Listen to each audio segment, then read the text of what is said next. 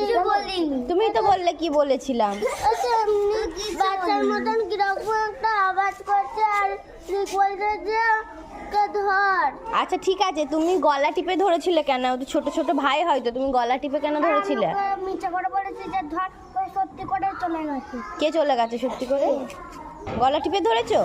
আমি এবার ওই বোর্ডের গাছটা একটা দেওয়াল আছে না, ওইখানে চলে গেছিলাম, ও আবার আমাকে গলা টিপে ধরে। বর্ষা তুমি বলো কি হয়েছে? মা